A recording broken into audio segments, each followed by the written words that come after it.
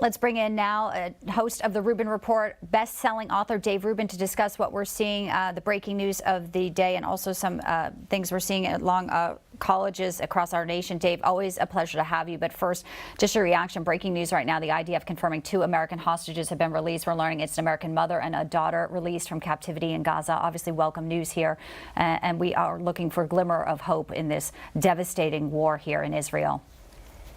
No, it's incredible. It is a glimmer of hope, and hopefully this is just the beginning. I mean, apparently we've just released $100 million to the what Joe Biden said were the authorities in Gaza, which basically means Hamas, and then to their counterparts in the West Bank. I mean, was there some kind of payoff here? Why only 2? I mean, it sounds like there's probably about 20 Americans, and there's other foreign nationals, not to mention the roughly 200 Israelis. But the fact that some of these people now we know are still alive, and I guess there's evidence, or not I guess, we now know there's video evidence that some of these people are still alive in Gaza. It's like, man, if Hamas wants to stop this, if what they're saying is this endless onslaught from Israel, first off, they're still firing rockets and they've still got all these hostages. How about you release the rest of the hostages and stop firing rockets? And it's not like the world is going against Israel very quickly. The world loves to do that. That would get them to probably stop.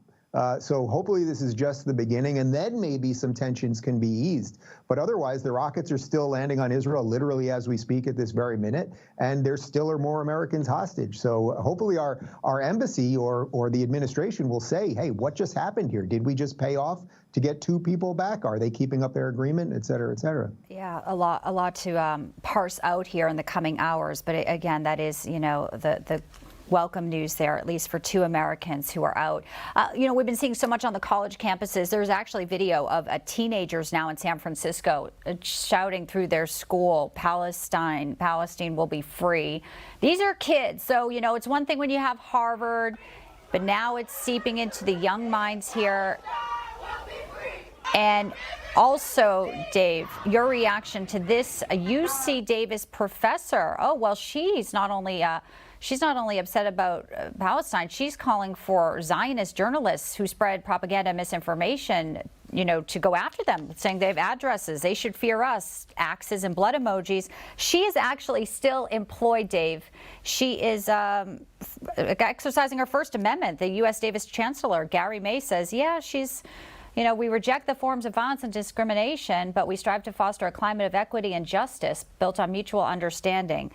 I just don't, you can't be shocked that kids are doing it when this is at the higher ups at some of these institutions here. Do you think she should be fired? Right. Do you think she should still be on the job here? Well, let's deal with the kids in just a second. First off, she is not only saying basically hunt down these journalists, she literally references their children. What an abject, no daylight here, abject embarrassment by UC Davis. UC Davis, which, by the way, has become radically crazy left. They've been doing this for years. But if the university has now decided that you can literally threaten journalists and their children who have nothing to do with anything that's going on across the world. I mean, in essence, she's talking about Americans. I'm fairly certain that is as close as you can get to a direct call for violence, which would be a violation of the First Amendment, and it would also be a criminal charge. Look, the simple truth is we know that the president of UC Davis, if this was going the other way and it was an Israeli or Jewish professor who said something like this, they'd be gone immediately. These people who have been concerned about safe spaces and microaggressions for years, suddenly, if you accidentally misgendered someone or something like that, and you had to be warned about anything, suddenly if you're calling for the genocide of the Jews and killing Jewish children of journalists who you don't like, suddenly that's going to be a defense of free speech. It's absolutely embarrassing. Anyone who donates to that university should stop immediately. And it's, in some respects, it's not for me to say whether she should be fired or not. I mean, I would certainly never hire her, and everyone should know who she is so that they don't do business with her. But you have to wonder what she's teaching in those classes. Probably exactly what they want at UC Davis. Probably.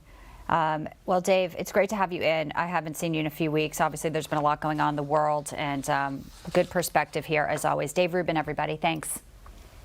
Thanks, Bianca. All right.